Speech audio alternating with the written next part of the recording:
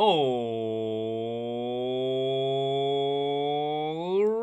then. Good morning, good evening, good afternoon, and welcome, one and all. My name's Michael, and I have not properly prepared poor Unok.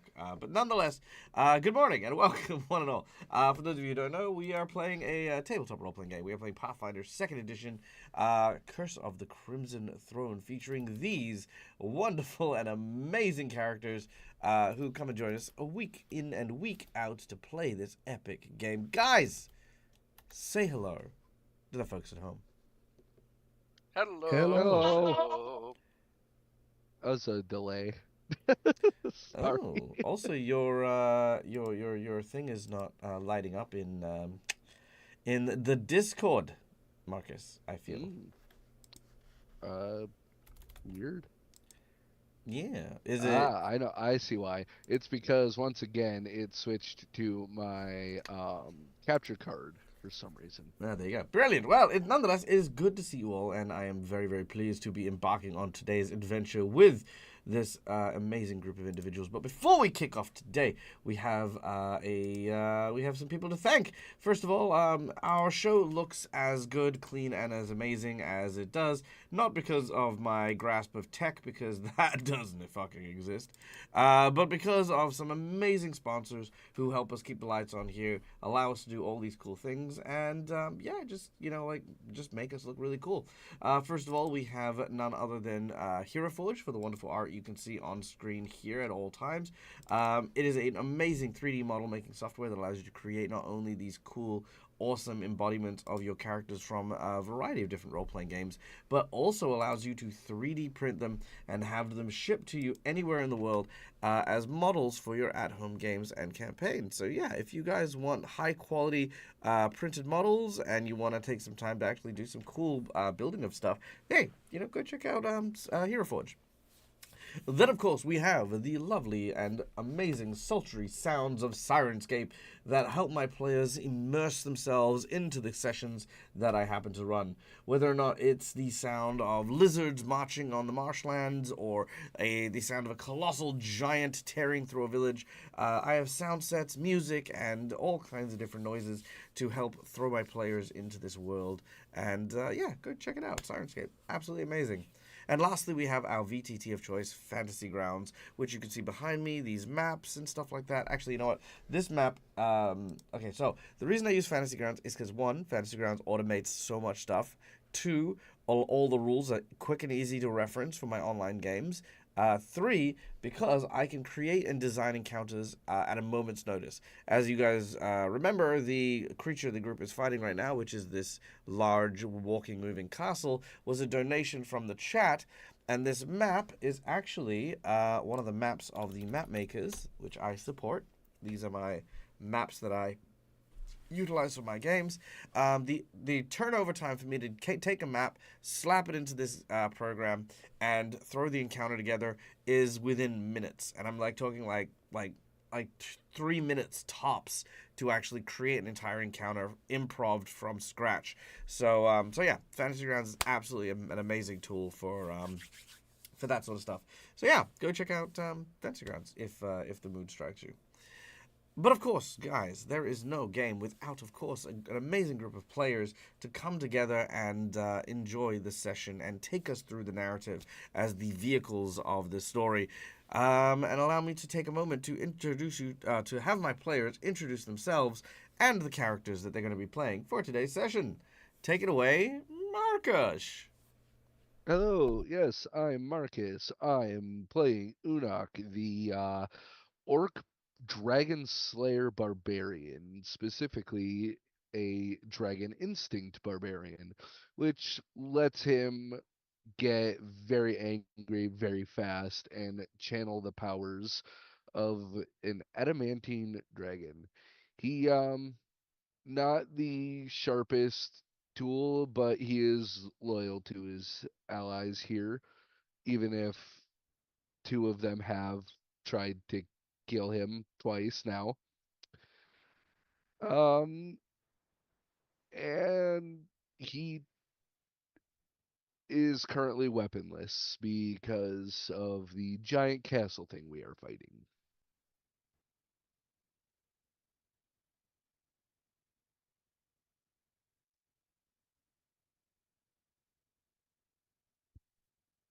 Agnes, you're next. And if you're talking, you're muted. No, I'm just not used to being second. Ah, there you go. No, I'm third. It's like I'm not. Now I'm second. Okay. Yes, I'm Laura Bones, and I play Agnes, who's psychic, who left the city of Corvosa to, well, try and save it. And she left her daughter behind, and hopefully, she's still alive and she gets back. And Giant Castle. Yeah. Hello, I am Raikon. I play Dante, the Kitsune Druid, who is currently in the clutches of this giant castle and hoping to be put down after a short conversation we had. Uh, I am a Wild Order Druid, which lets me transform into various animals, and recently able to transform into dragons. I'm Steve. I play Ray, who's a Tanuki champion, um, sent out from the city to find the party, found the party, and someone unleashed a wandering castle upon us before we could go back to the city. So, dealing with that little teeny tiny issue. Hello, I'm Kath. I am playing Alizaro. She is an awakened secretary bird swashbuckler. She was also sent to go find the party, but except, unlike Ray over here, she had her horse stolen. So now she's following the party on a two-folded quest to one, try to see if her horse is safe when they're back in Corvosa, and two, figure out who or what she is and kind of how she fits into everything, whether she is bird or person, or if there's a way for her to kind of put both together. And right now she is in the library of the giant castle. All right, spectacular. Now, of course, before we kick off, we have one last person to thank, and that is, of course, our lovely and amazing audience. Guys, thank you so much for being here. Thank you for donating your time, your energy to come and watch us do these fun and amazing games. And as such, we invite you to come behind the GM screen in order to have a little bit of fun with us while we play. First of all, just by watching the show, you earn channel points that can be used at any point in time in order to influence the game while we are live. So things like inspiration, insight bonuses, wandering monsters, wandering bosses, divine interventions, divine healing, and more help keep my party active and alive and doing stuff. Last episode of Gatewalkers, we had quite a lot of support from the point by from the channel point hoarders. Is that what we're gonna call them? I don't know. The daggers in chat who hoard our channel points. We had a lot of people coming out of the woodworks in order to help keep the party alive on that particular day. Fantasy Grounds did not want people to survive that night, but they thankfully did. But then, of course, we have some monetary donations as well, which all proceeds go towards keeping Dag fed, eating solid food, and looking after all the stuff in Casa de Dag. So yeah, these monetary donations are a little bit more tangible and have more of a powerful effect on the game while we play. First of all, for $5, you can donate to give a player of your choosing one of these little red marks. These are hero points that can be used to stave off death, petition the DM for nonsense that isn't in the rules, or roll with advantage. The alternative use for the $5 is to give me a purple mark, which is one of the jinx points that can be used to counteract hero points, make bad guys roll with advantage, or make a tiny little mishap or mischief happen to complicate things ever so slightly. For $10, I will draw from one of two decks of cards. The first deck is a deck of heroic actions. These are free power actions that you can provide to a player of your choosing that serve as not only a hero point, but an action that may get them out of a tight spot.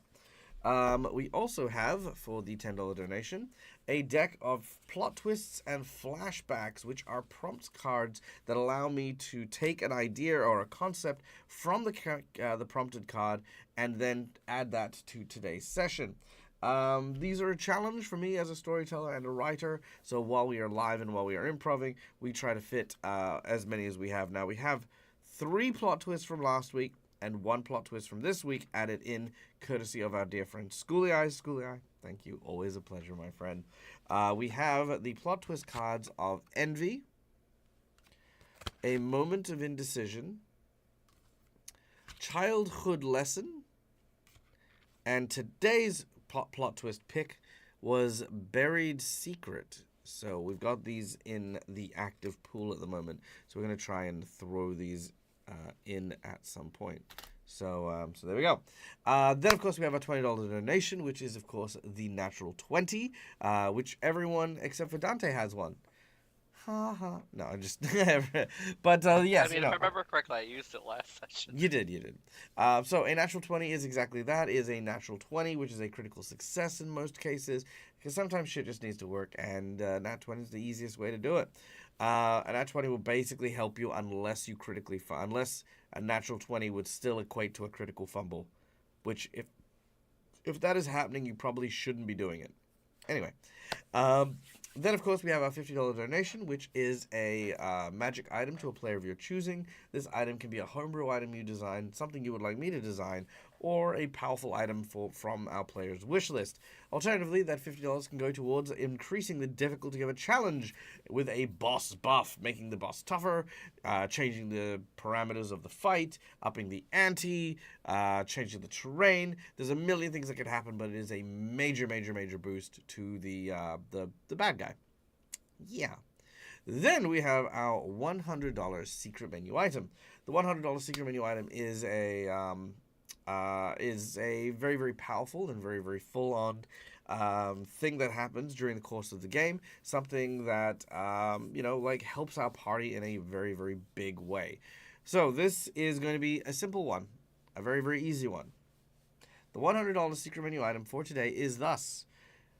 If we get the $100 secret menu item, our group will be provided with an opportunity to enter the inner parts of the giant castle golem that the group is currently fighting.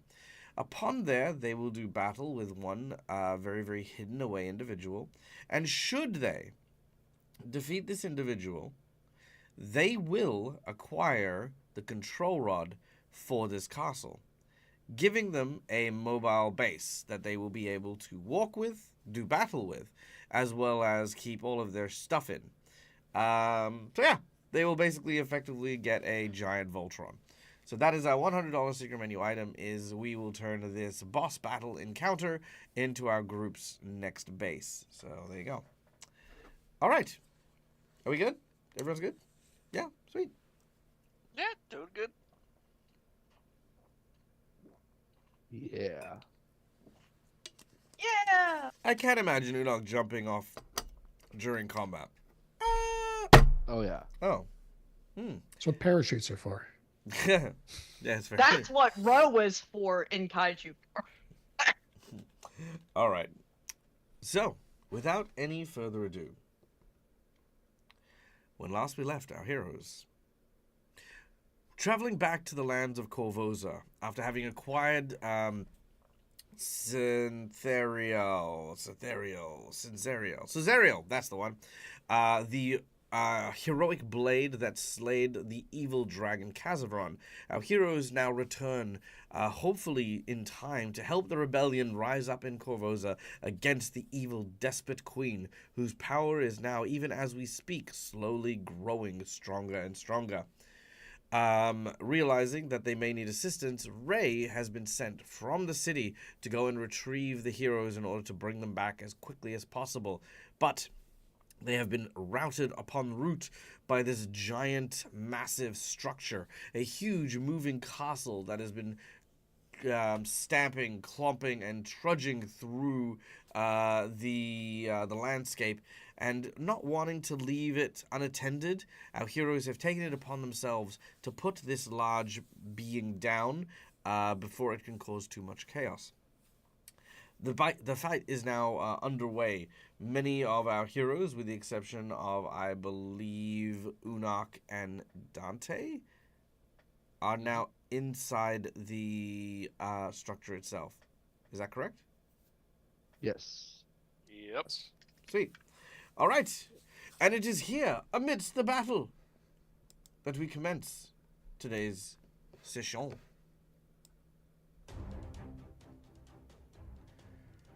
The creature has torn open the roof of an abandoned potion shop in this small town.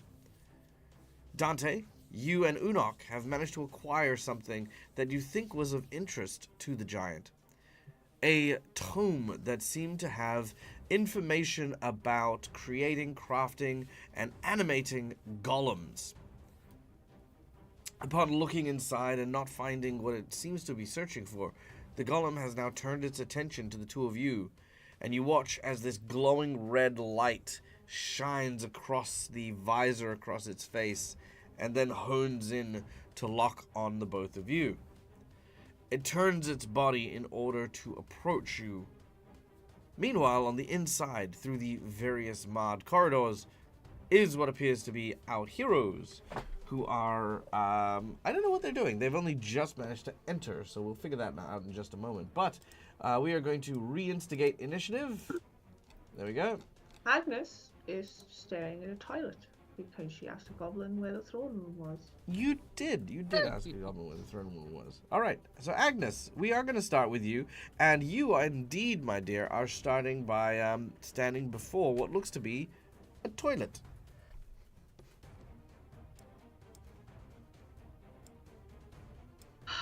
She's once more swearing in Parisian. As she turns around. Is the start again. Puh. Is this toilet at the dead end of a corridor, or is there like more going, or is it a case of turning around and going back the way she came? No, it carries on for sure. Also, by the way, thank you, Fabulosam, for the 5 gifted donations. You bloody legend, you, as well as OG Lava Kitten for the resubscription. Thank you.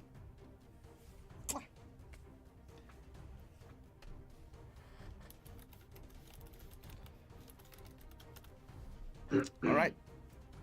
Okay, well, to be fair, yes, Agnes did, she did odd jobs and that when she was raising her daughter, and she did some cleaning work and things in castles and whatnot, so do you reckon she might be able to, not that this castle may follow the general protocol of castles, but, make a guesstimate as to where the throne room might be? Sure. Make a survival check.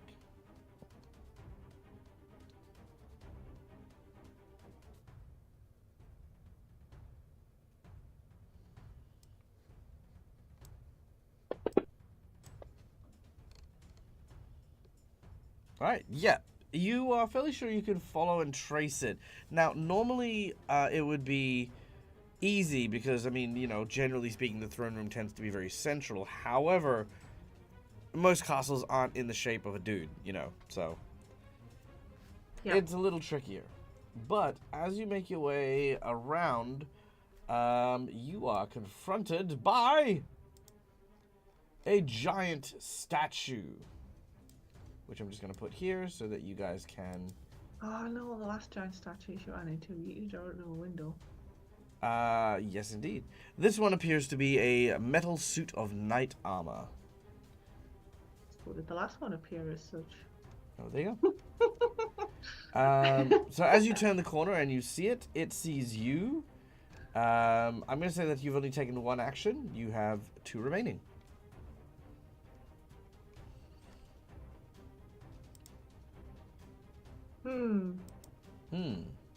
Okay, so Agnes is going to free action eep.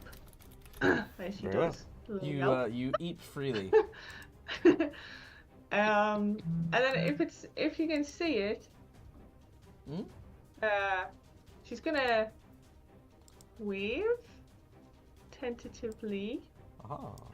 Oh no. I did the wrong thing. It's fine. Alright. You wave at it. It draws its sword. And then she's gonna turn around and run back the way she came. Alright.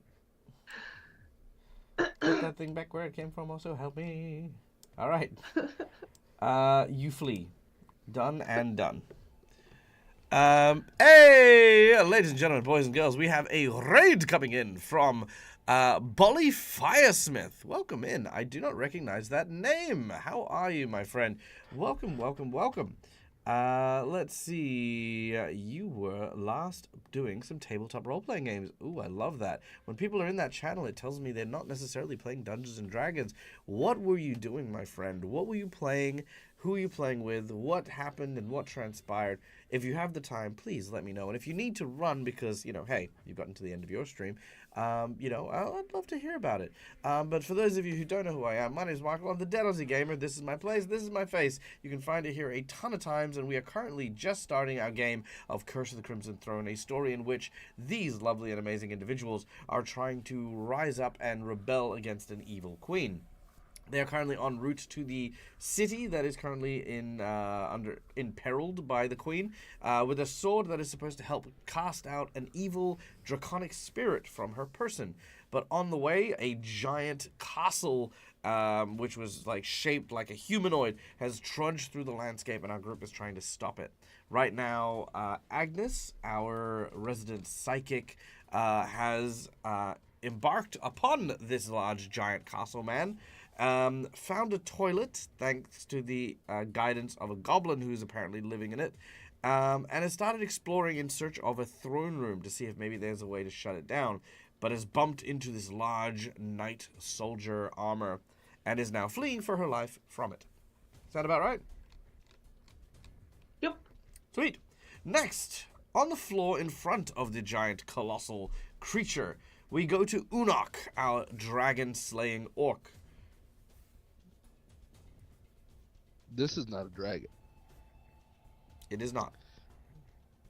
Your many years of dragon slaying have taught you to recognize that the creature before you is a 100-foot tall giant castle in the shape of a man, which in turn, according to your various tomes, lore, scrolls, soothsayers, is not a dragon. Yes. Yeah. It does not look like dragon. Is not dragon. Simple math. Also not true, given that most dragons can polymorph, but we'll go with that. Yeah. I have no weapon. This thing has Dante. It does have Dante. Does it have Dante? Did we grab Dante? Yes. Yeah, you never put him back down yet. Oh yeah, fair.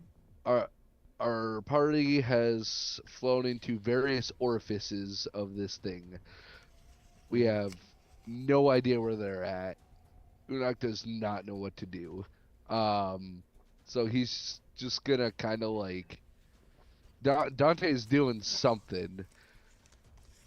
So Unok's just gonna keep an observant eye and just let Dante use his fox magic. When you say keep an eye, do you have something specific in mind, or what you mean to say is, you know what? I've watched, one of these guys die already. I think I'll do it again. I seem to be really good at that. No, there's nothing I can really do against this thing. So really, Unok's just gonna. Would you like some assistance? I would. Please make a wisdom check. As you're doing so, I will give everyone a little bit of advice. This is a kind of a tutorial thing for game masters. Now, here's the thing: when you ask your players, and don't worry about the 6, when you ask your players to do an athletics check, you do not ask them to do push-ups, right? In a similar fashion, I do not expect my players to always be able to come up with plans and ideas and things to do, but their characters may reflect that through either their intelligence or their wisdom. In this particular case, I am allowing my player to make a check based on that save or based on that skill, so that I can then take that and go, okay, well, what do we do with this? So with a 6 wisdom, now Unok's ideas are very simple, right? Bring it down, stab it in the vitals, kill it. That's the dragon hunter way.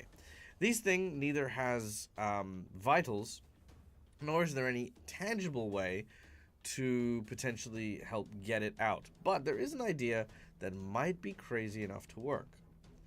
as the only individual here who may possibly be considered a threat, who currently has, quote-unquote, the book?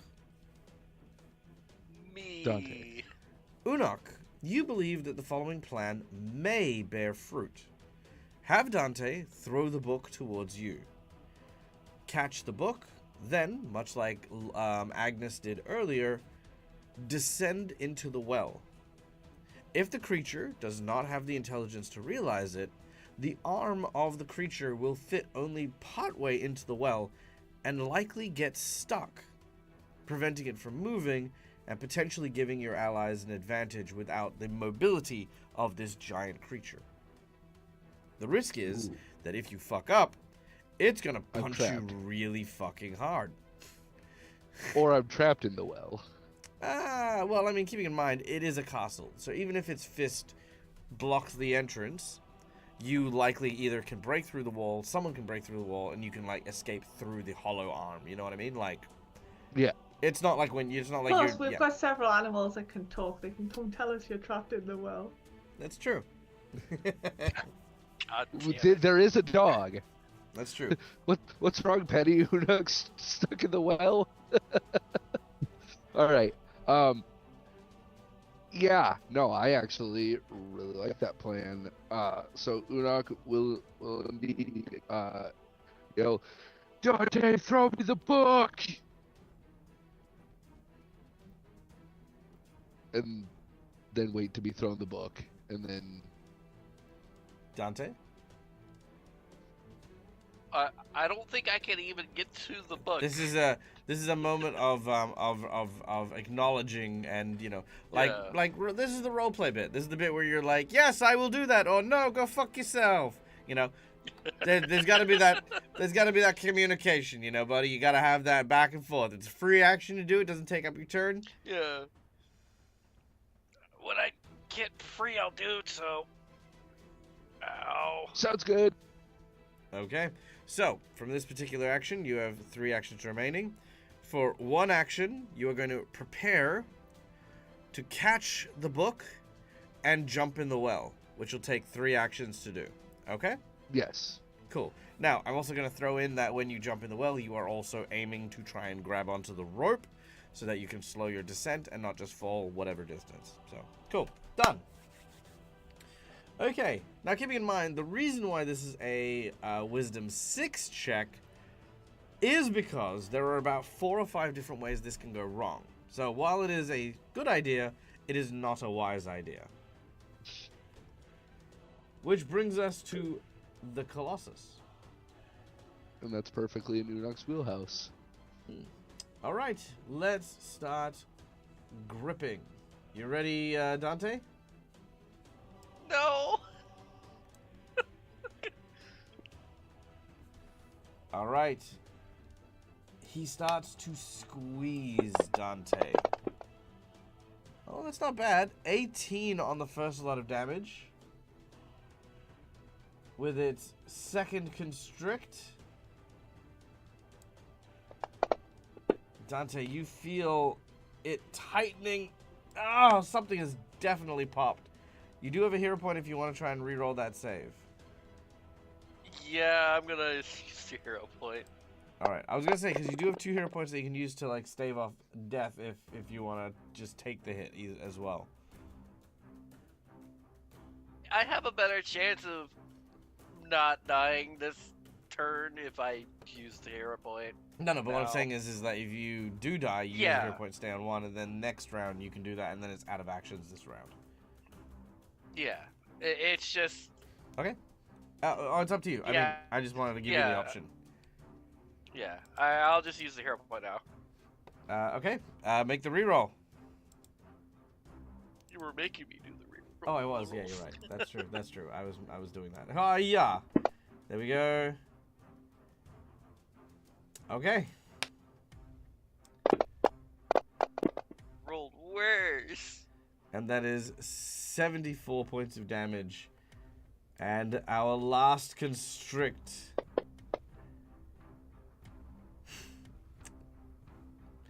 Are you going to use that hero point to stay alive? Yeah, I would have had to either way if I didn't save. All right, that is 74 damage again, which of course you are using a hero point to stay alive, which is perfectly fine and dandy. As yeah, you're basically just being crushed by this huge amount of pressure and weight. At some point or another, he even gets his second hand in, slams it, and just like is really like Vegeta, you know, trying to crush you. But that is it. That is all of its actions. Ray, you are on the interior of the creature. Have I heard Dante screaming? Yes, you definitely can. It seems to be coming from like a forward direction. Okay. Well, I'm going to move forward, trying to find a window to see what's going on outside. Make a survival check. As you start running through the corridors inside this creature. Damn it.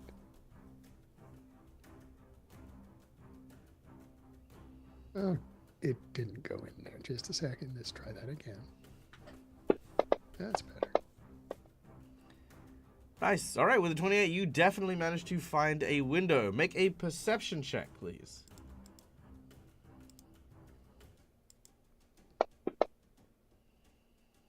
All right, that is fine. As you turn a corner, you see what looks to be a goblin in your path. Damn.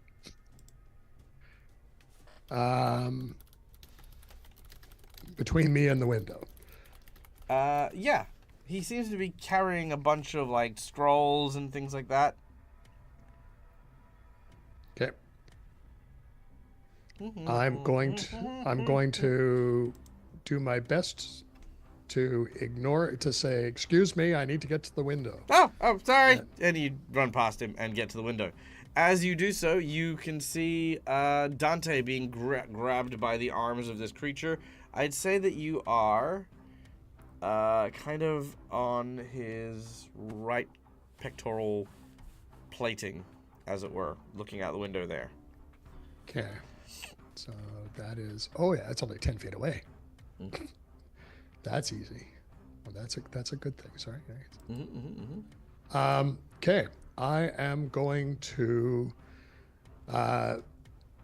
yell. I'm going to trigger a focus spell and yell, "Free!" And that is a word of freedom, which will free a creature. Suppresses one of my following, confused, frightened, grabbed, paralyzed, or restrained. So I'm pretty sure that Dante is several of those things. Your choice, but I should be able to suppress it, and if I suppress the grabbed, automatically breaks free, and when I cast the spell. So, I don't know how to cast this. I fear this is going to be horrible at this moment in time. Well, you don't want to be squished anymore. Sure. I mean, you So may I as well guess, give it a so go. how do I cast this? It's already cast. That's it. He just needs to make the check. I don't think there is even a check. No check? Doesn't say anything about a check. Well, okay. I think it's supposed to be a freedom of movement type of thing. Oh, is it? Oh, okay. I viewed it as just isn't affected. Oh, okay. Huh. All right. Well, there you go. Bibbity bobbity boop. You've been dropped 80 foot to the ground. Exactly damn. what I thought was going to happen. I didn't think it was that high in the air. It is a 100-foot tall building. I know, but he didn't say he'd lifted him up. So you thought he was crushing him while like leaning down and crouching on his? Yeah. Okay. Yeah. Just Yeah, I actually did. no. All right. However, I might not have done that then, but too late. No, it's fine. It's fine. There's plenty of opportunities here. First of all, move action to get to the window. 2 actions to use the freedom. It's only a 1-action one. A 1 action? Oh, fantastic. In which case, what you could do potentially is you could cast a rope out, because it's not that far away to him, so that he can try to grab it as he's falling. I'm going to do that. Okay. I presume you want to hold on to the end because you don't have any Yes. time to tie it off or anything. All right. Dante, can I get you to make a reflex save as a rope is flung in your direction? Easy done. You grab onto the rope and you swing, landing hard, taking 1d6 damage. No, I'm joking. You swing down towards the front of the chest, being held aloft by Ray, who is basically just tightly holding onto the rope that you are now attached to. But you are freed from the grapple. Ow. You are being rescued. Do not resist.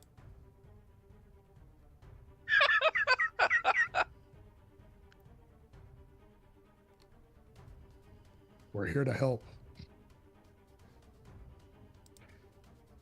We come in peace. Mm-hmm. And I'm assuming that's everything I've got. So it's all three. All right, done. Next up is Dante. All right, well, in pain, I am going to still climb up the rope to get to Ray.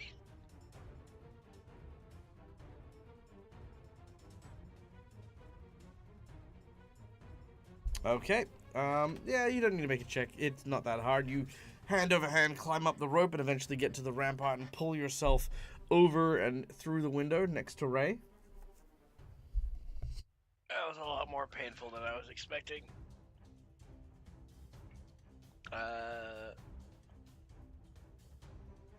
He is going to... You know what?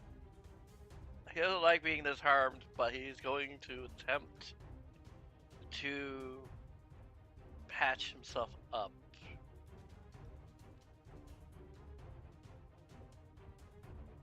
Okay.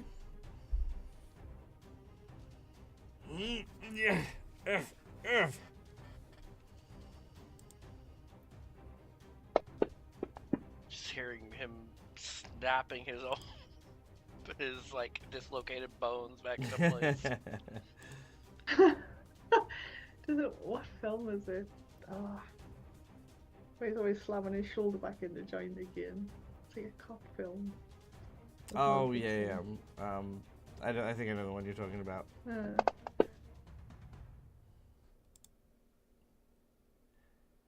Okay, you heal 34 hit points. Done. So, what's the situation in here? Trying to find the throne room, the center of the whatever's controlling this thing. Right.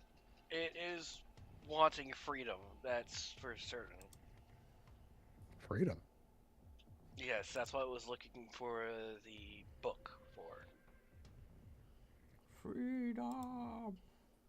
Has he actually done damage other than to property? Other than to you now? Who was, attacking it? No. He went straight for me. Did he? Why did he go straight for you? I did find a book that had to deal with golems in there. Do you think he knows where the book is? I'm not sure. Interesting. I'm wondering whether we've misjudged this thing. We'll need to find the others to at least let him know. Yeah. Sounds like a good plan. We should go find the others. Holly was with me a minute ago, but I don't know where she went. Holly's still there. Oh, there we go. Okay. Well, that is unfortunately the end of your turn. Meanwhile, down on the floor, Unok's just like, Dade, the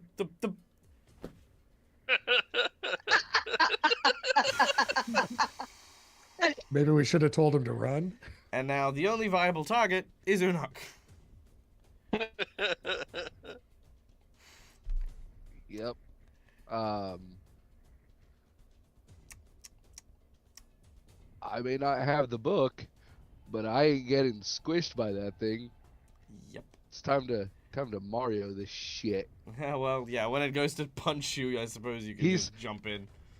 He is just like not even gonna grab the rope. He will drop all the way down to avoid that thing's fist. Okay.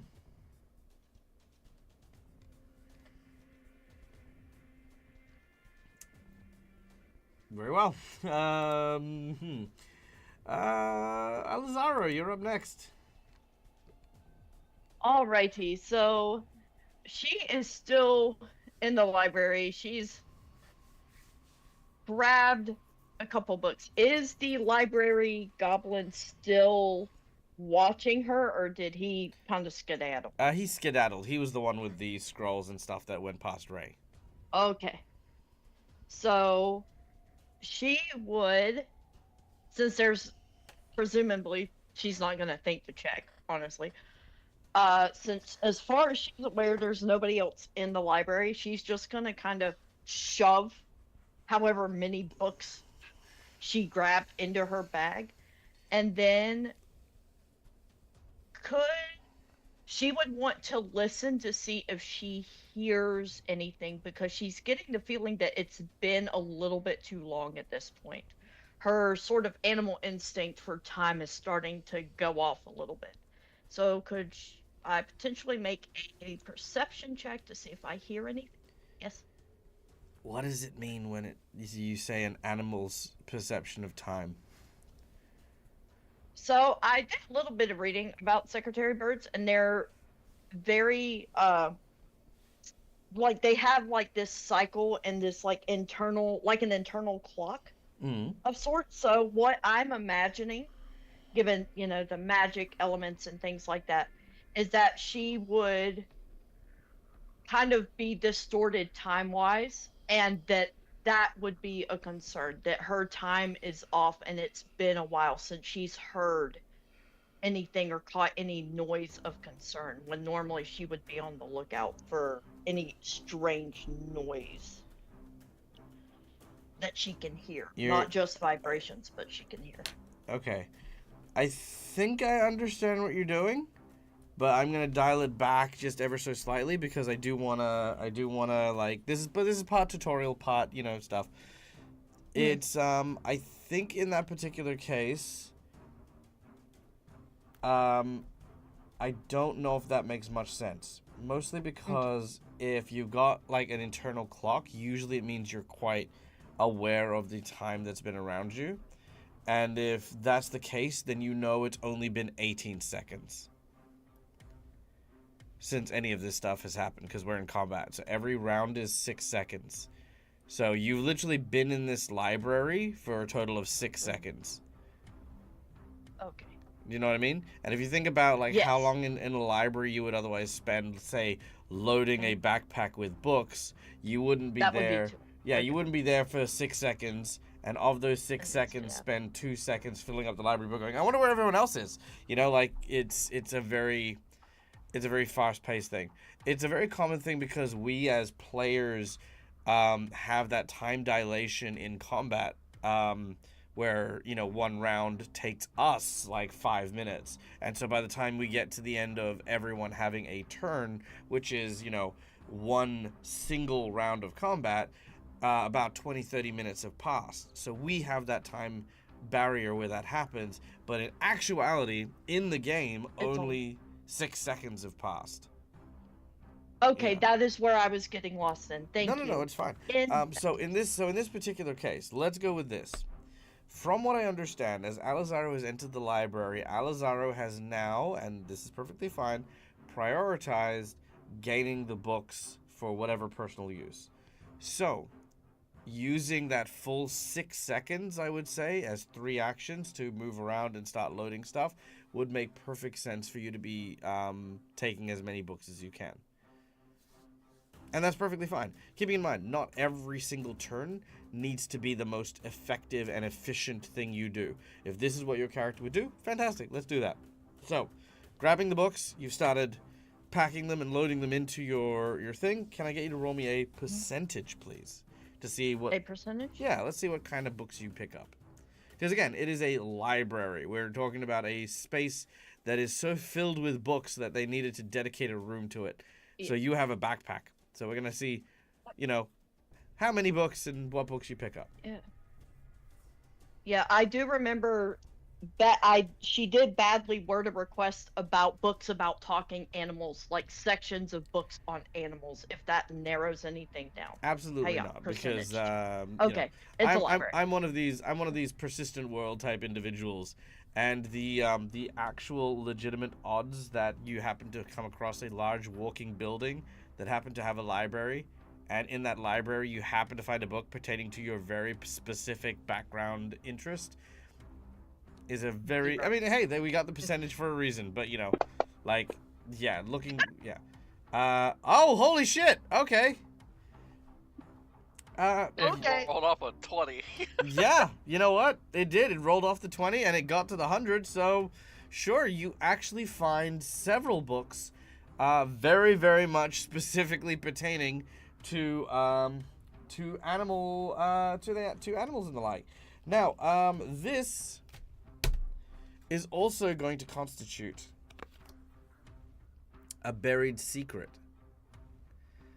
Alizaro, on your specific birthday, or your awakening day, there are notes here that talk about a person, a scholar, a wizard, who had conducted a variety of very sketchy experiments in order to use science and magic to awaken animals. But here's the thing. It wasn't just animals that they used, but they actually kidnapped, tortured, and combined body parts from humans, elves, dwarves, and the likes. And in order to awaken these sapient creatures, used the brains from those creatures combined with the brains of the victims of this particular scientist.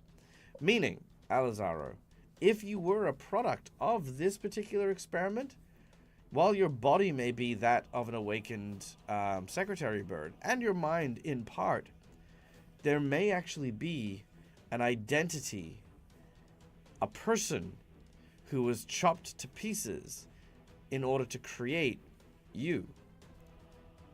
Which might also explain why, despite being a secretary bird who has only awakened for a very short amount of time, why you are so comfortable and integrated into societal customs.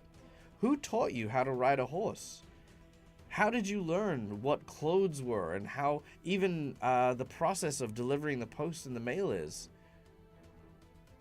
Where did all of this knowledge, this vast wealth of culture and belonging sort of come from?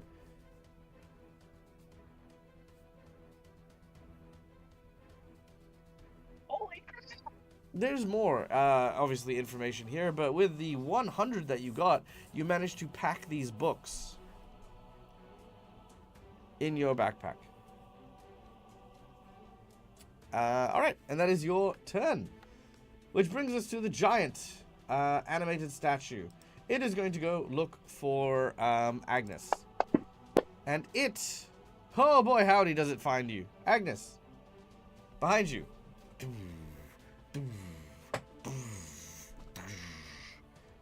The statue peers around the corner and sees you.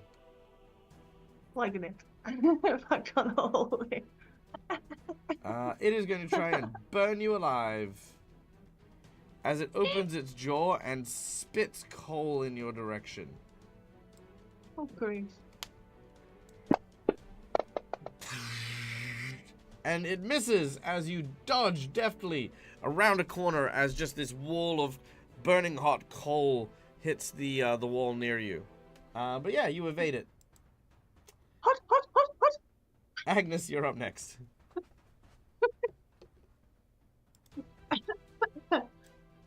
Okay, so she's running down the corridor and she's, I guess, frantically looking for like, a,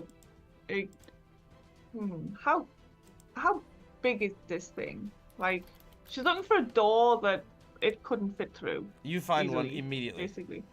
Yeah. So she's gonna attempt to like just go through it and then try and find somewhere to like hide for now. All right, roll me a percentage.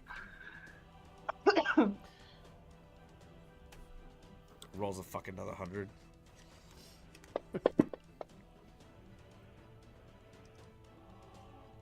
Yeah, nearly even Stevens. All right, you find a way into what looks to be a ballroom of some kind. The area does have double doors, so the giant can get through here, but there is a passageway into the kitchen, which you can see has a single door, and you quickly duck through the ballroom, open the door to the kitchen, slam it shut, and you think you have gotten away.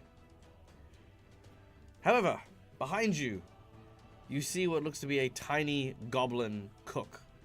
He wears a white apron.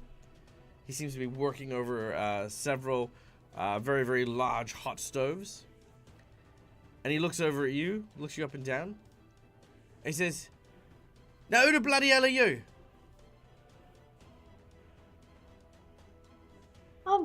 I'm the new pastry chef.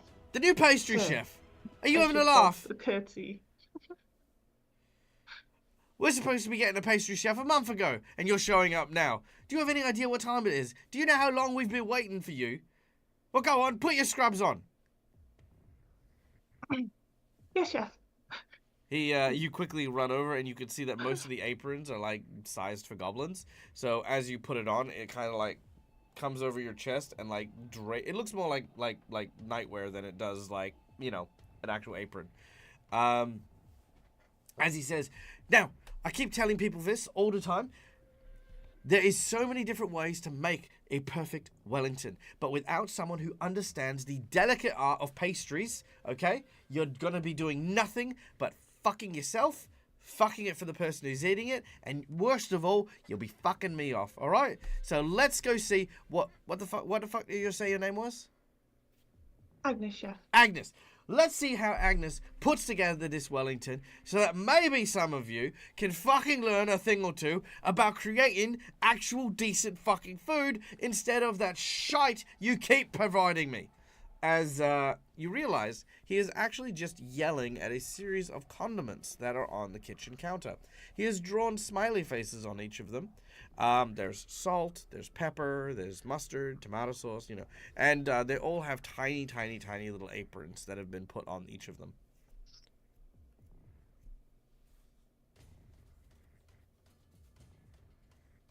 It's great, but the Goblin has amusement lost it. is still buried underneath the terror of a chef or cook in their own kitchen. It's Fair. All right. just the way of the world. Do you wish to try and make a Wellington? Sure. I mean, it'll take a lot longer than 6 seconds. Yeah, but definitely you know will. what? Let's But give it a go. But let's start the prep. Okay, make a craft check to begin. Actually, no, make a survival check as you begin to acclimate to the kitchen and find the ingredients you need.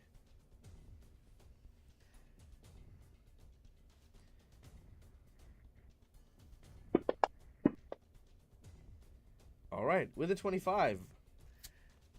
Thankfully, you grew up in Varisian camps, where you had lots of like people helping make the food that you were after. So you are accustomed to everyone kind of having their own methods, their own like ways of storing food.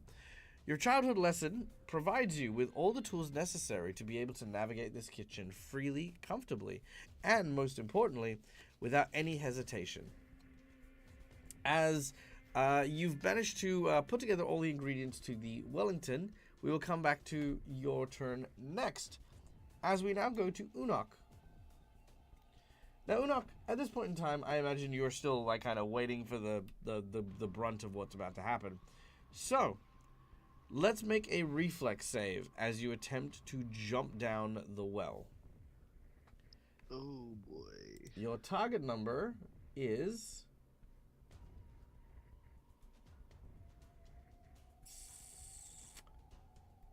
36. Okay. And how big is the fall? You have not seen that. Okay. I'm only asking because I do have catfall. Mm-hmm. Um, Sure. Thank you for and letting me know. because I am an expert, I treat falls as 25 feet shorter. Mm-hmm. All right.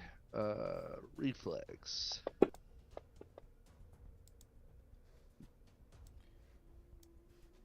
Okay, that is not a 28. Do you have a hero point? You do? I do, but I want to let it play out. Okay. Can you roll me a d6, please? You want to get a high number. That is not a high number. Okay. Okay. So, let's start with the first. As he attempts to bludgeon you. He definitely does so. So while you jump in, he doesn't grab you, and as per your plan, his hand does get stuck in the well. But the exploding stone and the collapsing that happens above you manages to hit you.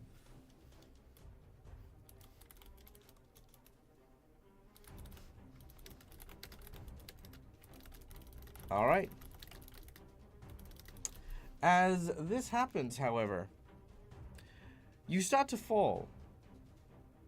And fall. And fall, plunging into darkness. You have not hit the bottom yet. Mm. You are gaining speed quickly. Uh,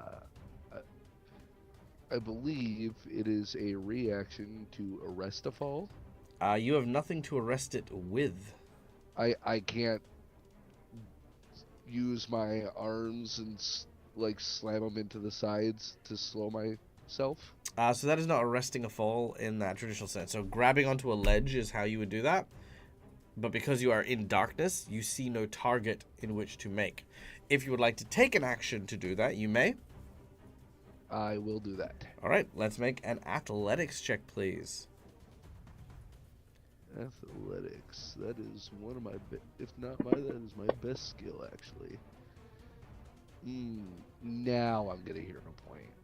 Okay, re-roll it. That's better. That is still a failure. Oh. Yeah. You have traveled so far 250 foot down. And I'm gonna have a nice crunch. you are.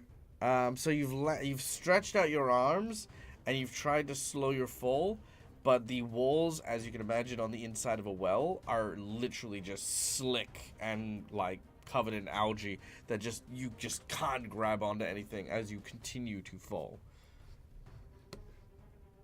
You do have 2 more actions. I might as well use both to try to slow this fall. Yep, by all means, go ahead. So, does this count as attack actions? So I have to take the penalties? No, you do not need to take any attack penalties. Okay. As Unok's falling, he's thinking, this is oh shit, this is a very deep well. Mm-hmm. Oh my goodness. Well. Okay. You continue to fall. Well, the Colossus is now going to try and pull its hand free.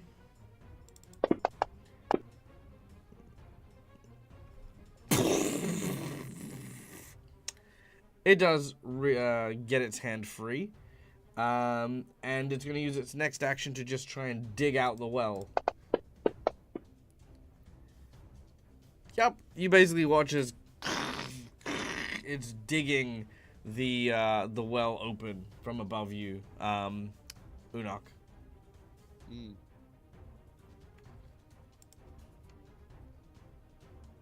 It is legit terrifying.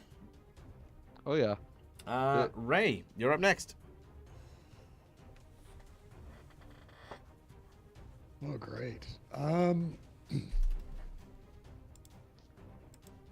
Well, Dante still looks like he's in pretty rough shape, so I am going to do what I can about that and lay on hands. I have to remember how to do a lay on hands. All these things that I'm learning how to do for first. Yeah, I don't know how lay on hands works in Da-da-da-da-da-da. Pathfinder 2nd. It's more or less the same. I think it just works, doesn't it? It counts as a focus spell, if I remember correctly. Yes, it is a focus spell, so Yeah. I So still it's have the just points. it's Do I just just that. drag and it then I think onto? How do I heal them? yeah, you drag it onto the target. Yeah. So drag it onto. Where the heck is Dante? You can use the initiative tracker. Yeah, just use the initiative tracker. I'm Yeah, kind of underneath so- the big guy. Okay, yeah, I have to. Sorry, that one's buried under a different window. So okay, Dante.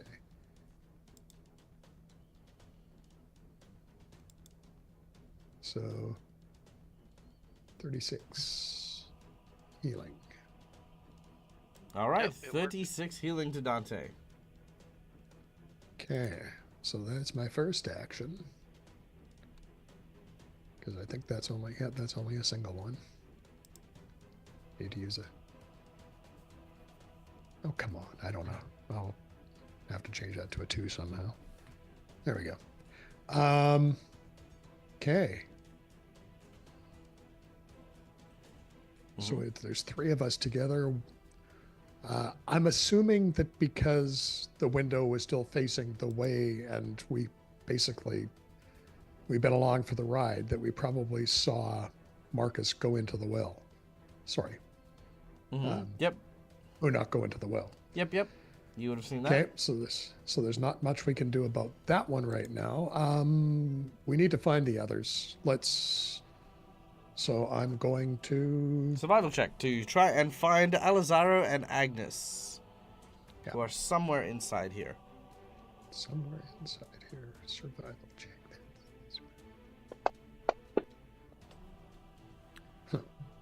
Yeah, with the survival check, it does not take you long to find Alizaro in the library.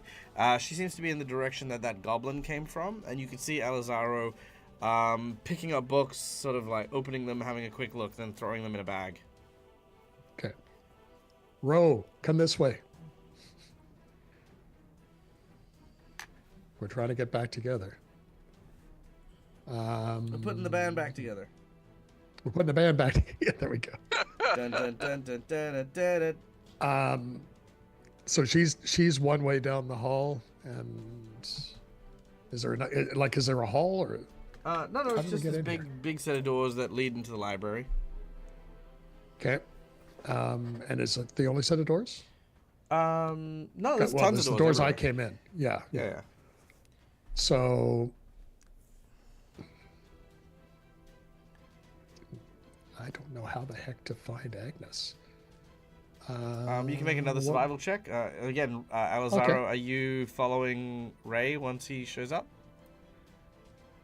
Yeah, I was waiting for space to kind of role play her response. Okay, well, Ray, And, I mean, like, again, yeah. we yeah, like we said, time in terms of doing stuff. You've been in this room for 2 seconds. Having a second to talk to Ro is not a bad idea.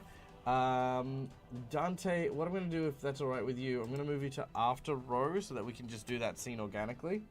That's fun. Okay, Fun? Fine. that's fun. All right, Alizaro, it is now your turn. Well, can I do the survival check to see if I can find Agnes as well? Or is Again, that- you've been or in the have I- room for 2 seconds, so we're going to give you a little bit more time than Okay. before we Yep. have you running out of the room that you just entered to go find Agnes wherever they are. Okay. Yep. All right, so on having this one book that has all the big things in it, she's kind of staring at it. She hears Ray.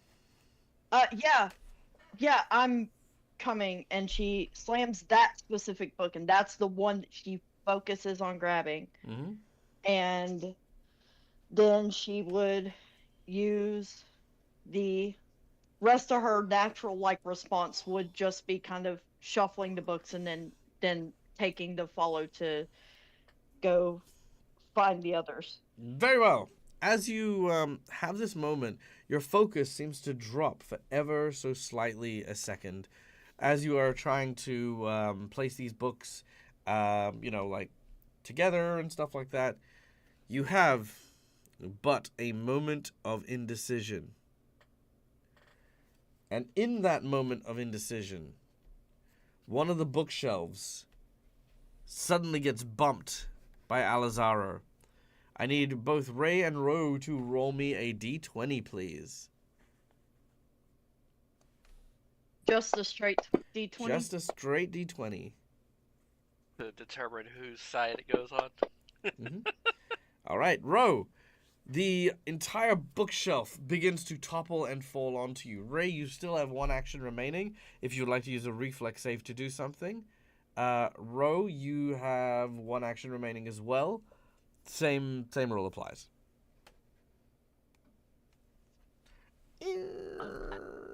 Yep. I have. Guess it would help if I had. Oh yeah, it would help if you unmuted for sure. Yes, yeah. Can I pull her out of the way? Make a reflex save. Reaction? Oh, I had Reflex is. This one's for Ray first because Ray's taking that action. Okay. Yep. Oh, jeez. Sorry, it went. Didn't go into the chat. All right, here we go. That is a 30. Alizaro, you see the bookshelf suddenly toppling on you. Then suddenly a furry hand reaches out and grabs you and pulls you just out of the way as this whole bookshelf collapses and splinters. The weight of the bookshelf and the books inside would have definitely crushed you for sure. Okay, so because he moved me, I don't need to make a separate reflex save. Correct. Okay. God, thanks. Helps No a lot. problem. Let's I'm go. amazed that they stand up, period, with the way this thing moves around. You've actually noticed that since being here, you've not noticed any of the movements of the giant. No matter when it bends or moves or twists or even punches, the interior of the castle doesn't seem affected. Interesting. Magic. All right. Case. You guys, high five. Okay. Dante, we go to you. All right. Dante will follow Ray Mm-hmm. and seeing what transpires. He knows they need to find Agnes. Mm-hmm. He will take one action to use his normal Kitsune stuff to change into a fox to look for Agnes's son. Okay. You transform into a fox and make a survival check. Double check to see if it actually changes anything real quick. For that, it does not. It just adjusts my acrobatics and stealth. Okay. Survival. That's fine. Yeah, you can smell something quite delicious actually coming from the kitchen area. If only I knew it was the kitchen. But no, we need to go this way. He will point himself in the direction. Point. All right. The others see you pointing in that direction. Are you just gonna head that way? I will wait for one of them to get close enough so I can climb onto them because I only have 10 foot of movement. Nice. All right, done and done. Which then brings us to the giant who doesn't follow Agnes into the kitchen. He just kind of gets to the ballroom. Agnes, we then go to you.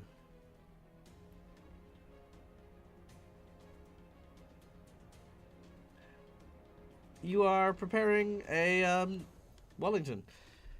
Make a craft check to make your Wellington.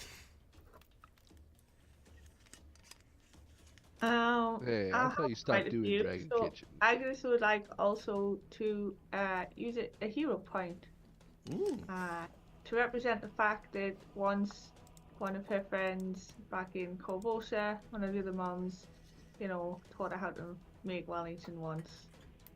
She's just pulling on that knowledge right now. I love that. Gain a +4 bonus on this.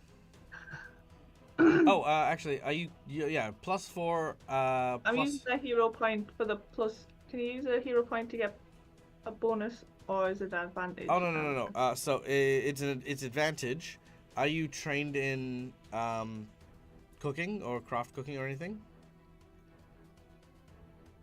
No, but I have like 2 feats in that improvised unimprovised feats, if you know what I mean. So it gives us like pluses on things I'm not trained in. Oh, right. Yeah, okay. So the way I'm going to do this is the hero point's going to give you trained for the purposes of cooking this Wellington. So that means add your level plus, let's say, you're, it makes sense that you're an expert in this. So 4 plus your level on top of your roll is what you get for the hero point. So 12 and 4. Okay, so that's 16. Which is good, right? Yeah. Okay. Make your roll. That is a success. Glad I got all them bonuses. All right.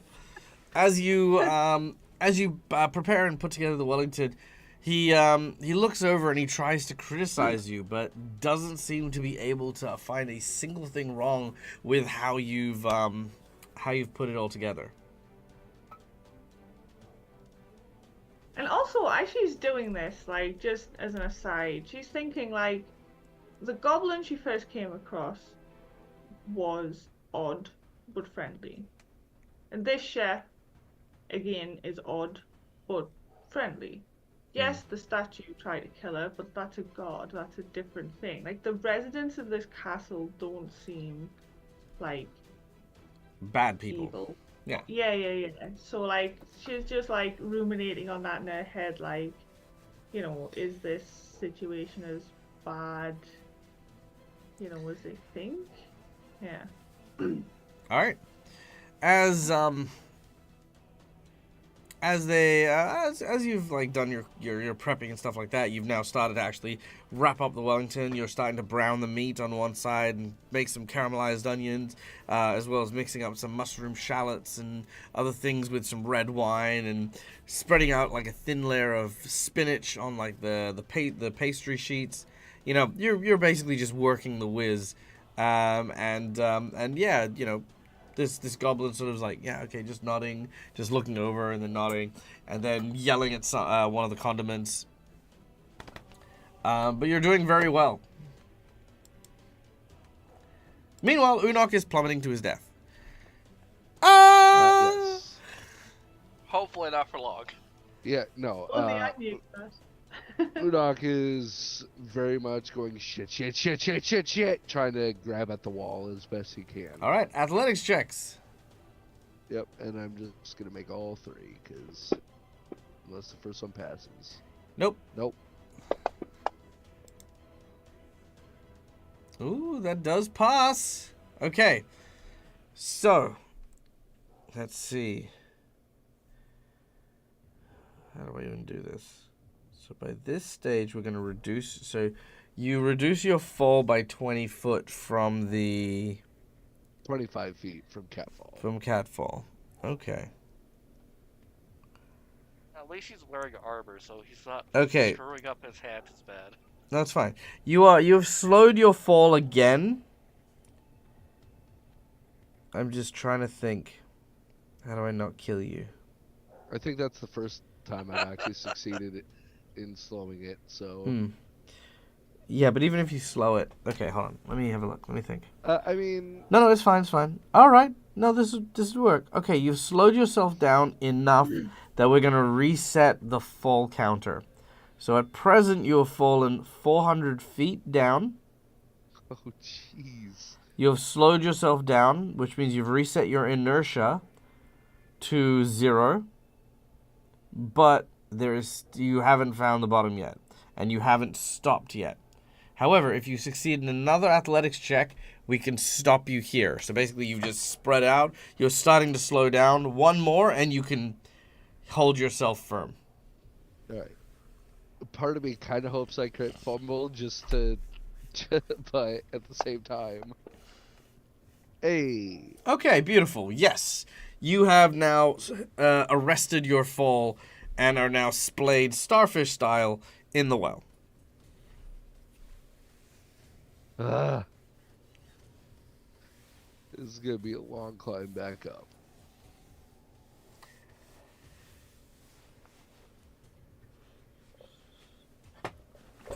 All right, is that it? You just hanging out? That's all 3 of my actions, yeah. Okay. Unok's just gonna be trying to, like, catch his breath at this point. Sure. Cool. That's always the dangerous Dag voice.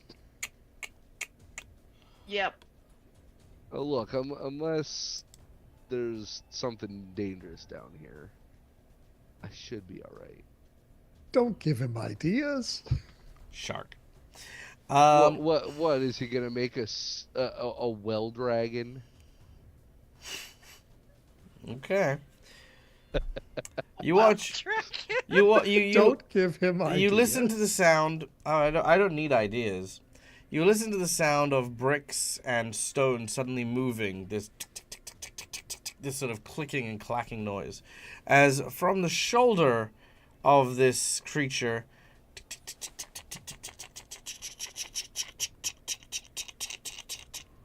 the ballista that was on its shoulder moves onto its wrist. It then places the ballista at the top of the well and fires. What? As You have a ballista coming at you. as a siege weapon level ranged attack heads down the well towards Unok. I can take it. Okie dokie. All right, bear with me Just for a imagining moment. if it misses, it's just an inch away from him. I'm just pressed right up against it, nose pressing it to it. All right, you ready? Yeah, I'm ready. Bring it on. Okay. How you feeling? I don't think you can take it. I can take it. Okay.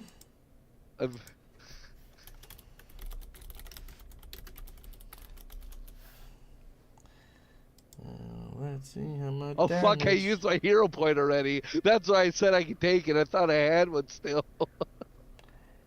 Dope. Whoops. I mean, I hope there's a rope at the end of this ballista. So at least All you can right. get out of the well. All right. Mm-hmm. All right, Diggerino. How much damage am I taking? I'm just calculating that. Oh God. Oh God. I don't like that when he has to calculate it. No. Am I making a new character? Maybe. I've got 92 health, if that helps. It does a little, but only in the sense that it is a ×4 weapon. Yes. So what I'm hearing is Dag needs to roll at least all once. So, All right. yeah, I was gonna say. So what I'm Also, hearing is Dag needs to roll all ones. there are some hero points inbound, so that when you die, All right. So that is. Woo! That's only two. There's another two coming. There's another hit coming your way. Oh shit! There it is. All right. Wait, what I'm was that? dying. Oh wait, Yep. wait! I can't stay on one because I have orc ferocity that'll leave me at one due to just sheer orc Why stubbornness. is that? Why did that not do the full thing? Oh, because I didn't. No, that was right. What? Why is it 3d12? 3d12 plus 3d12? That was weird. Huh. Okay. was it supposed to be the same as the first one? It was, yeah. That's what's odd. Okay. All right. Tell me your thing. Oh, it's the orc ferocity. Mm-hmm. If the fierceness in battle runs through your blood and you refuse to fall from your injuries, you avoid being knocked down and remain at 1 hit point, and your wounding condition increases by 1. All right. Nice. Apply that indeed, and give you a number between 1 to 5.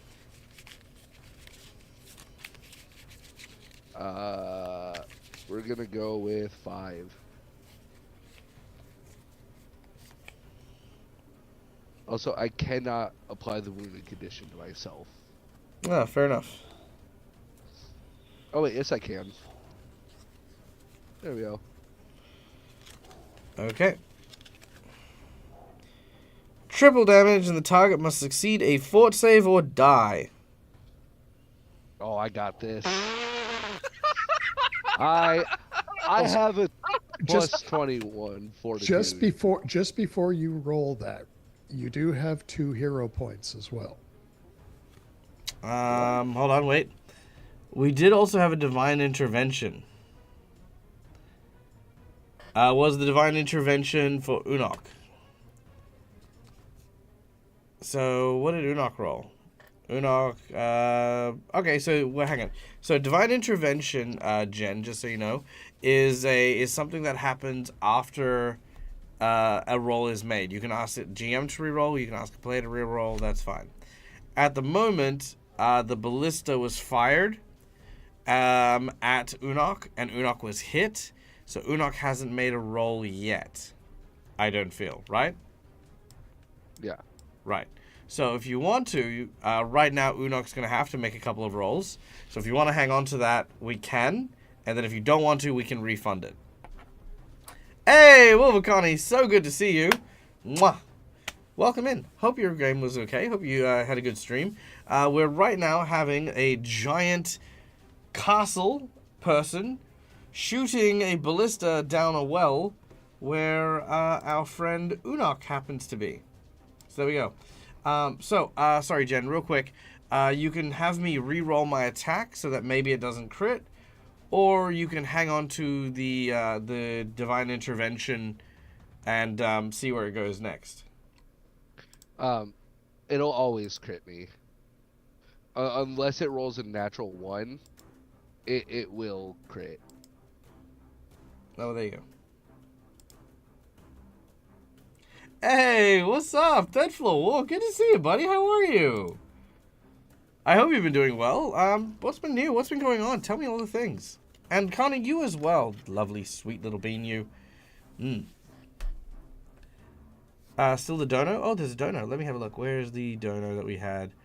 I didn't get... there we go. All right, we have 2 hero points for Unok. Aw, look at that.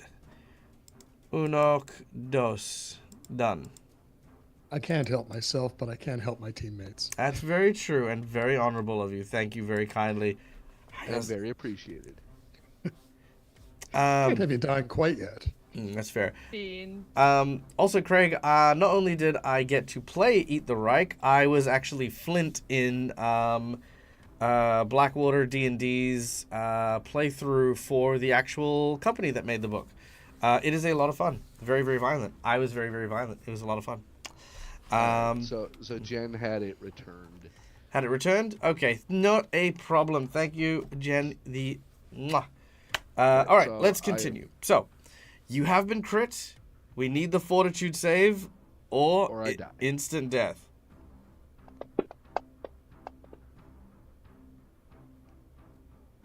You have a hero point, which honestly you can use just to keep yourself on 1 hit point. Yeah, I'll do that. Probably best. All right, cool. So, thwack! The huge ballista bolt flies through the well straight down, and as it hits you, it strikes you directly on the side, tearing through your armor and passing by you and continuing downwards. I need another athletics check to hang on to the wall.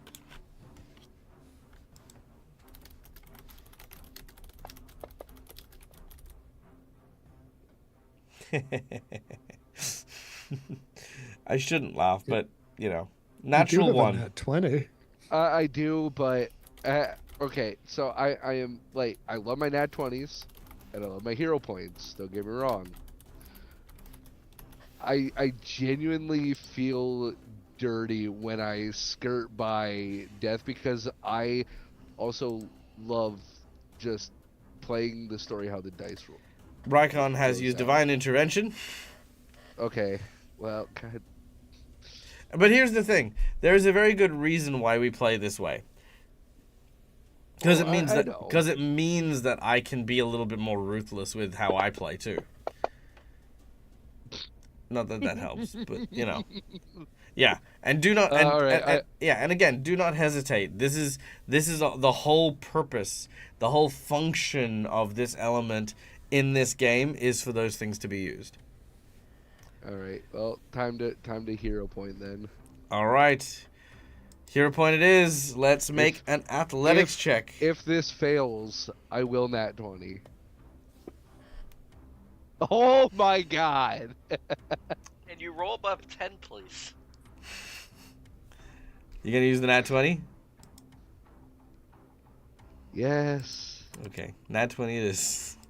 This is- I can this hear. is I as can. bad as, I can honestly. Gatewalkers this- I can honestly hear how unsatisfying using that nat 20 was just then.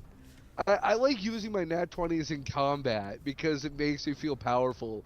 I don't like using them for stuff like this because it's just like... I didn't slip and fall down the well. Exactly. I didn't slip and fall. I purposely went down. Why am I being punished? I'm being punished for my hubris. It's very true. Very true. I got this was the thing, and you know what? And what's exactly. and it's like what's Dad gonna do? Throw in a dragon? No, throw in a fucking ballista. Yeah, like, I don't need to throw a dragon. You're already fighting a boss level thing that I'm like holding back on. I just need to let him off the rope just a little. Nope. All right. Dice said fuck that. And you know, no, your dice said fuck you, and your hero point said fuck that. And the divine intervention. And a divine Okay. intervention. The dice said fuck you. Yeah. The divine intervention said fuck this. Yeah. The hero point said fuck that. It really did. Okay. The nat 20 was we like, truly what the do fuck, have- you guys. Yeah. We truly do have the Gordon Ramsay vibes today. No, absolutely. All right, Ray, you're up next. You've seen Dante kind of point towards the kitchenish area. Actually, you know what? Unless Alazaro, Dante, and Ray, you want to do something different, I'm happy to fast forward ever so slightly. I was going to pick him up and head towards the kitchen. Okay. Well, as you do so, you encounter the very, very large metal armored knight that Agnes was running away from. He turns around and sees you with his big old sword. And looks like he's about to attack you. I'm going to say you've spent one action to get here. Okay. Well, I am going to preventatively attack him. Because, that feels like a good thing to do. Yeah, sure, absolutely. Make your attack. 'Cause- do, do, do.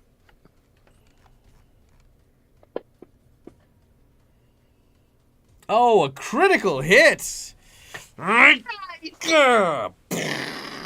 You slam Hey, into him. Marcus, I know where your rolls went. I know, Sorry. right? Okay, sorry. Newbies.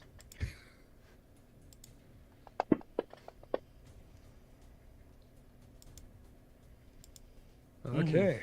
I assume he's not backing off. No, not at all. Well, we will try again.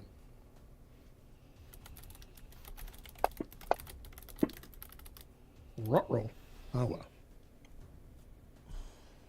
You know what? May I hero point that, please? You may absolutely hero point that. Thank you.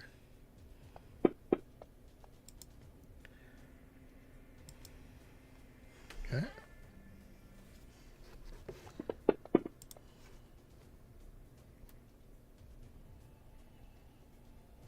Wow. What the hell is he resisting? All right, what is he resisting? He is resisting. Oh, he's got a hardness 10. So everything. Yeah. Obviously, yeah. All right. Wow. Yeah, you're. And what's your? Give us your number for your crit card. Oh, 3. 1, 2, 3. Nope. He cannot be stupefied. Cannot be fatigued. Oh, you get an extra action, and if you use an attack action, you can do it at your highest base attack.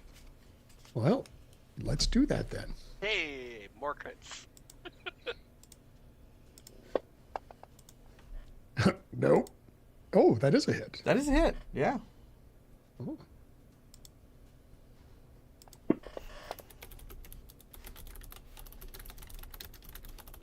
But that's no damage. Didn't do a darn thing to. I smack him with my Morning Star. I smack him again. I smack him again, and it's like, guys, this isn't working.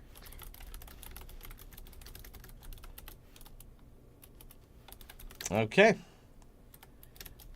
Yeah, it is definitely a resilient thing that you are dealing with. As you go blow after blow after blow, the creature is still standing. Alizara, you're up next. Alrighty. Is the one action to get to the giant animated statue, does that apply to all of us that are in this little group?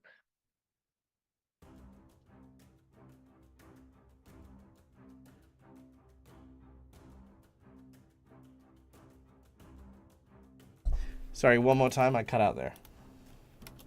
Okay. I was asking, you said to Steve that getting to the animated statue took one action. I was just wondering if that applied to me and Dante as well. Yes. Okay. Could I, and I'm happy to use a hero point to do this if I need to. Could I use an action to make a perception check to see if I see any weak spots or cracks in the armor?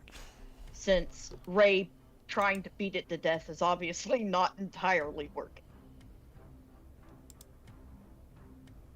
I think the easiest way to describe that is if it did have weaknesses, those weaknesses would be made of the same material that the whole thing is. You know what I mean?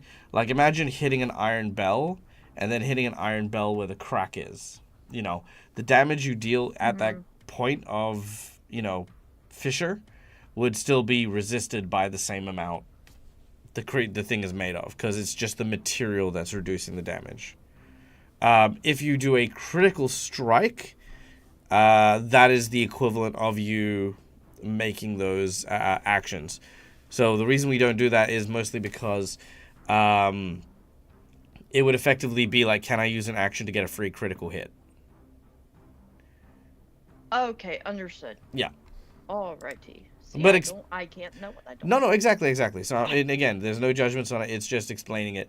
It's like, for example, in theory, and this does happen, especially with a lot of new players, where it's like, I take my bow and arrow and I shoot him in the skull.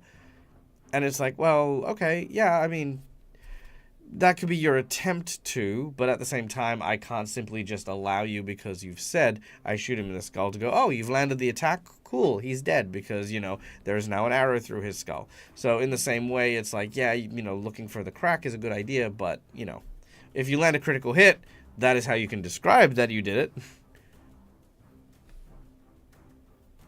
Alrighty, in that case, that's the thing. Okay. Would Ro be able to see where the Morning Star successfully, would she be able to see where it successfully hit, or would she just be better just making a go for it and hoping it strikes? Ooh, good question. Taking a moment to look around and gain your bearings, which I will say you can do quite easily. You can see that there is a table, a chandelier, several place settings for what looks to be maybe a banquet of some kind.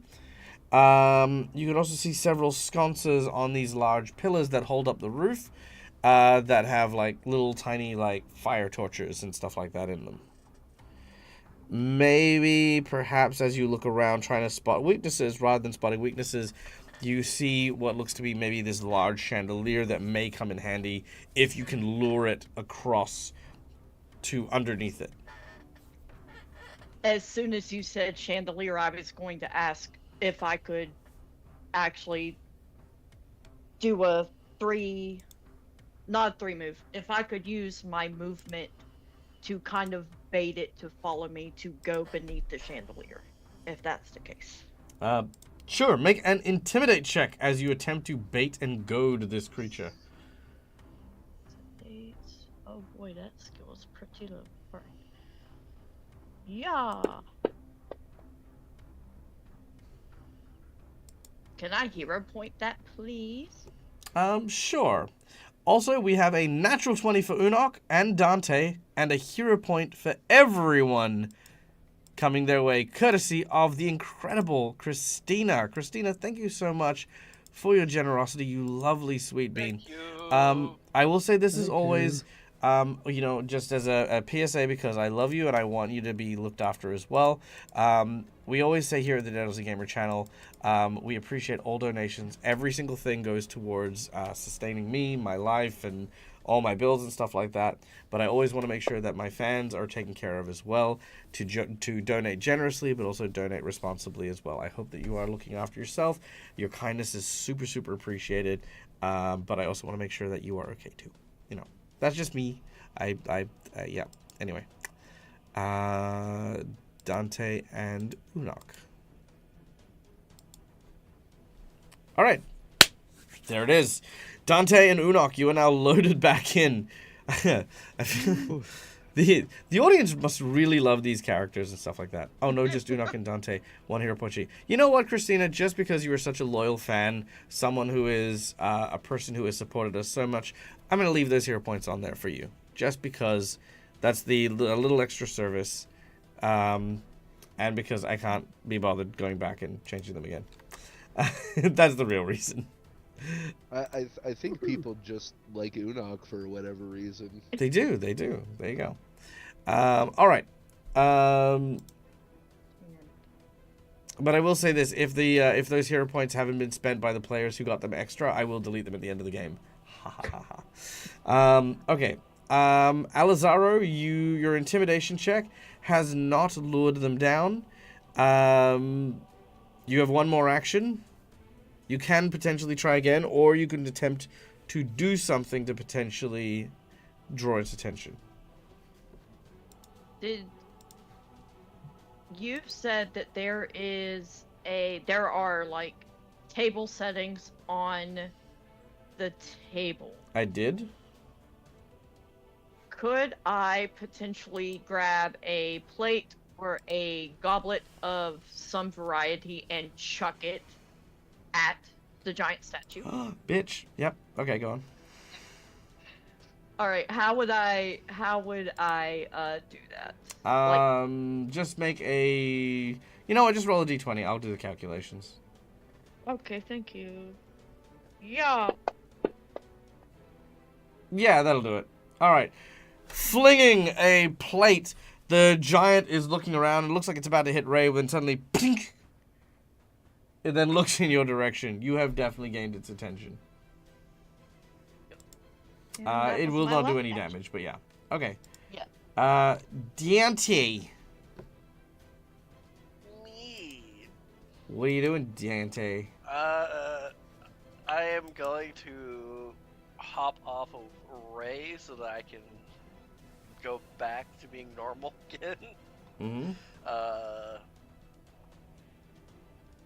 And then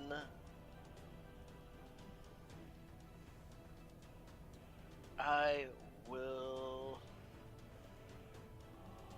I'm hitting the wrong display button. I will one action heal myself. Unless you're gonna let me just take one action to hop off and transform in the same action. No. Okay, then yeah, I will one action heal myself.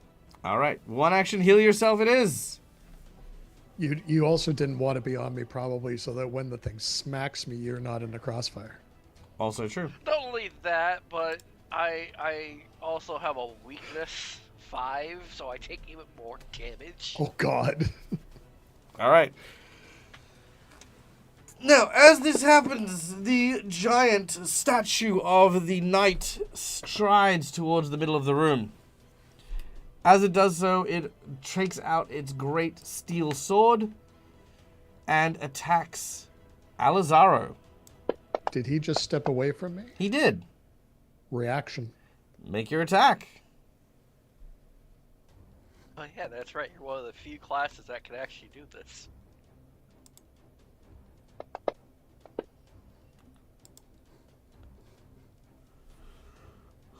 Critical strike as you blast it with a massive hit.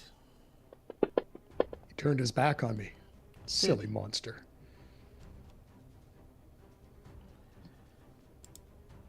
Hey, he changed color finally. He did indeed. All right.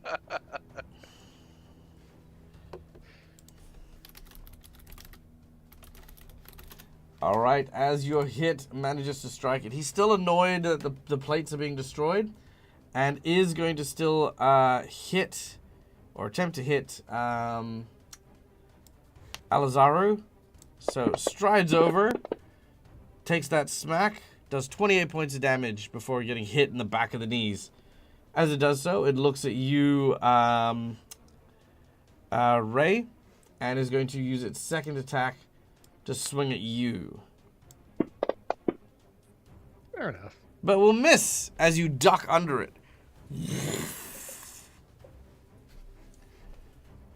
I am a quick, short little person, apparently. All right. Does Ray get a crit card? Oh, yes. Yes, you do. Oh, yeah. Oh, yeah. Ray gets a crit card and give you a number between 1 to 5. 2, please. 1, 2. Momentum. You'll need to remember that for next week. You get +2 on all attack rolls until your following turn. Yes, the statue is now underneath the chandelier directly. All right. Lastly, Agnes. One final craft check with a +16. Por favor.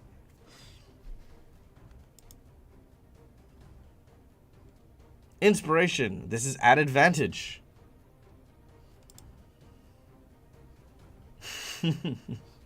Because this is the important roll.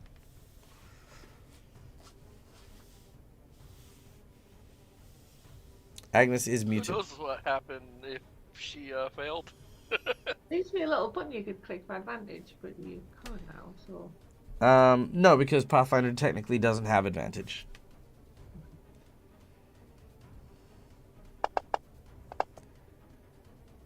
Oh, okay. You managed to finally finish your preparation, and it is ready to go in. I'll roll again since I got advantage, just in case. Oh, sure, yeah, absolutely. I mean, you've already critically succeeded. Why not critically succeed more? Oh, look at that. You can critically succeed more. Okay.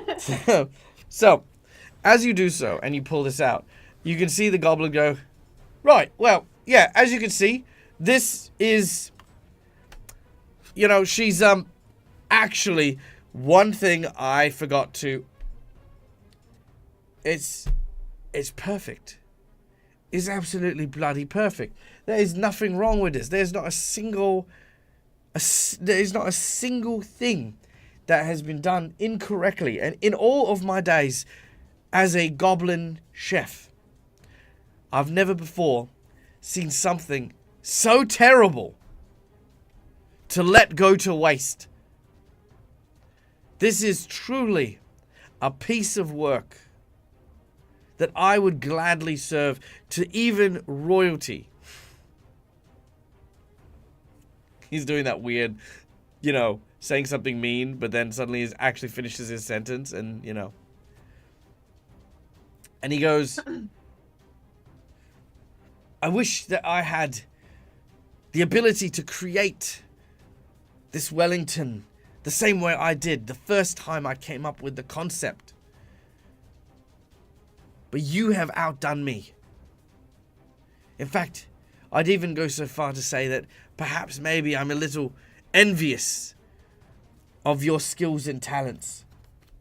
And I don't think that I can in good conscience continue my journey as a chef. He takes off his apron and puts it on the kitchen counter, and he says, here's my badge. And he hands you literally a tiny badge saying chef. My knives, and he hands you a set of silver +1 knives. So these are actually enchanted knives. And my gun, and he hands you a gun. Where'd this come from? He just literally hands you. It's like this big heavy pistol, and you watch as he then walks out. And you kind of, like, as the battle against the giant is happening, you see this goblin step out of the kitchen, and he walks out to the window, and he jumps off the edge. I know. I'm so bad. Brilliant, Agnes. Except he also forgot it was a 100-story building, so 100-foot tall building. So I mean, he's yep. Anyway, He just falls into the well He is somehow. paced. Yeah, but don't forget the castle's like bending down trying to dig. oh yeah, it is bending down you to know, try and Unok dig out so things. it's Yeah, no, probably- you're it's right. Probably No, not quite so far. no, you're right. Yeah, so he's not gonna fall quite so far. So he'll live and then go on his journey. He'll stick his thumb out as he's traveling, and you hear this like da da da da.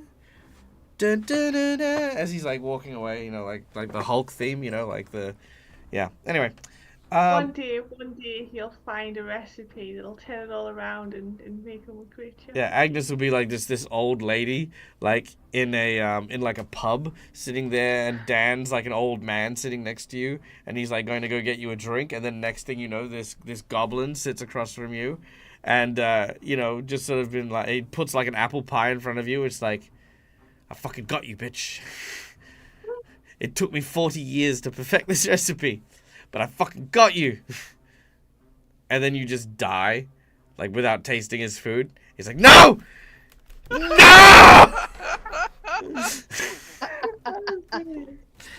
Sorry, I go on fucking tangents. Anyway, Unok. Yes. So, how you hanging? 400 feet on the ground. Yeah, that is the thing. Almost dead. Hey, the ground has been dug down. You can't be more than 250 feet at this point. Let's see. If he dug down, presuming his size, 30, 60, 90. So that is 310 feet down. I was wrong. Wasn't that far off, though, to be honest. And If he hadn't shot the ballista, he probably would have. I've felt better. Mm-hmm. Well, I'm gonna take the logical thing, Mm-hmm. and that thing can't shoot another ballista down here. That's physically impossible. It won't fit. So Unok's gonna start climbing. He's gonna start trying to shimmy up. All right, make an athletics check as you start to climb upwards.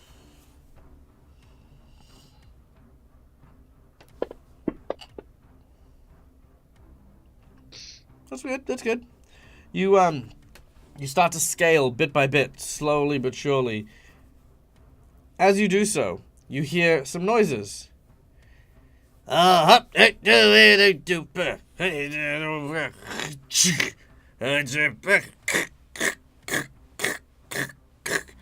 a pair of goblins reloads the ballista. You then watch as you're climbing upwards. You kind of turn your head upwards, and you can see a fresh ballista pointing in your direction. And that is where we are going to end today's session. Ladies and gentlemen, boys and girls, thank you so much for joining us today. I hope you had a great time. I know that I did. Will Unok survive the Well of Death? Will our heroes defeat the giant stone statue of doom? Will Agnes ever publish her recipe for the world's best Wellington? Find out next time when we return for Curse of the Crimson Throne next Monday. In the meantime, however, remember we will be here for Wednesday for Reign of Winter, not Rime with Frostbane, that's a different one. Reign of Winter, where we will join another group of individuals as they embark on a wintry quest, fighting the dreaded and evil Rasputin. And trying to break his spell that they are currently enraptured in. So there you go. But guys, my name's Michael. I'm the Dead as a Gamer. This is my place. This is my face. You can find it here a number of times during the week, as well as these lovely and incredible individuals as well. So until we meet again, as always, stay safe, stay wonderful, be kind to each other because why the fuck not? It's free. And until we meet again, game hard or die trying. Good night, folks. Bye.